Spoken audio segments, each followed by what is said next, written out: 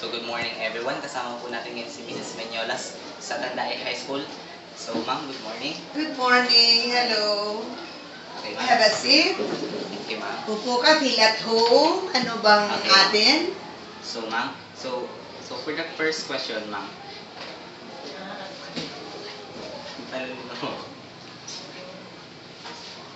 So ma'am, for the first question, what are the latest achievements ma'am ng school ma'am? At mga ano-anong bagay ma'am ang nagtitrigger at sekreto ng achievements na yun ma'am ng Tandae High School? Wow. Actually, when I came over here at Tandaay High School, last year lang, I found it out na walang wifi sa office. And then, yung mga estudyante, they were not given the chance to fully use the internet. So yun ang pinakaunang achievement ko. Nagpalagay ako ng internet hindi lang dito, kundi dun sa computer room. And I really implemented that students, especially the third year and fourth year, magkaroon sila ng klase sa ICT. And aside from that, nagpalagayan kami ng landline phone. Para sa akin, achievement yun. Kasi that's important, communication. Tapos yung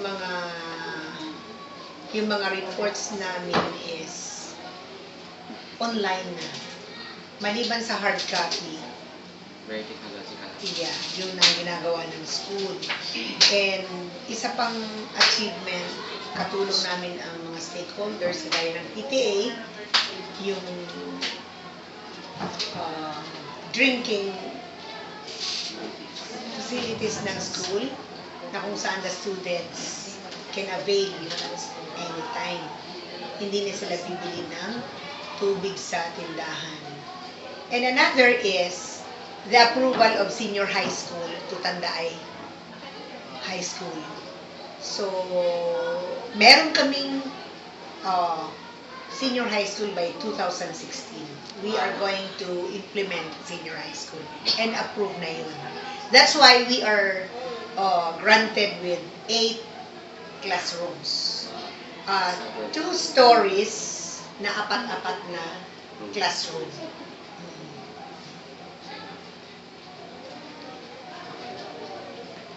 So another one ma'am. Mga ano ma'am ang secrets behind those success ma'am na binanggit mo ma'am? Yung mga ano-ano ma'am na bagay ang nakakatulong Para naka-avail ma-achieve yung lahat ng yan. katulad ng senior high school, nakatulong yung mga training ng mga teachers. Kasi they were trained for the K-12 program. And then, maliban sa training ng mga teachers, ang sekreto namin is yung pakikiling sa mga stakeholders, kagaya ng PTA, LGU, and other individuals willing to help the school. In fact, there was one individual from United States who promised to give us a big amount for the earth filling of the site of this 2 stories building, classroom building, to be constructed by next year. So merong individual siya. He was the donor, not donor. He was the owner of the lot. Pinagbili niya ang lot ng Tandaay, pero ang sabi, nag-promise siya na yung amount na binili, ibabalik niya. And for that purpose, sabi ko, answered prayer na kami dun sa site, kasi our problem is the earth filling sa site ng 2 stories. Okay. So another one ma'am. Sa pag-stay nyo dito ma'am, at sa future stay nyo dito, mga ano-ano pa mga visions and priorities mo and goals as well sa Tandae High School? Of course, Ang una kong goal is to increase the National Achievement Test. That is why nagkaroon kami ng, although this is customary na nagre-review ang mga teachers sa not every Saturday, uh, I am what is this, praying for the increase of the result of the National Achievement Test this year. And another is gusto ko ring ma, ma magkaroon ng what do you call that? Ng mga equipment, sets of equipment sa TLE or sa canteen kasi kulang kami.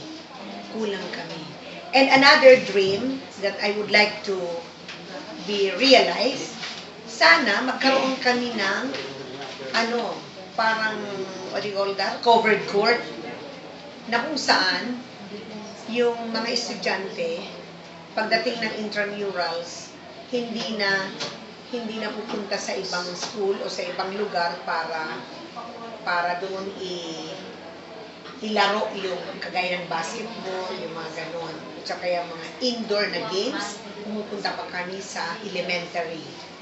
And another dream that I would like to be realized is ma-concrete fence ang school. Kagaya ng ginawa ko dun sa Victor Bernal High School. The school was really secured with a concrete fencing due to the hosting of the Nabwa Pintakasi. That was 2013. And I would like again to request from the Honorable Mayor na sana kung i-grant kami na mag-host ang tandaay ng Nabwa Pintakasi if not this year, maybe next year, para yung proceeds mapunta sa Tandaay High School for the concrete fencing kasi hindi pa yan naka-fence, temporarily lang. Temporary. Okay, ma'am. So, pag-pray din po namin yun, ma'am, na sana lahat ng dreams and goals, ma'am, for the school will be Realized. Yes, ma'am. So, for the last, ma'am, for the last one, mga ang message mo for the student teachers of Tandaay, of CDSUA, at mga message mo sa amin, ma'am, as student teachers of Tandaay High School. Okay. Salamat for that opportunity na masabi ko. Actually, I am so thankful and grateful.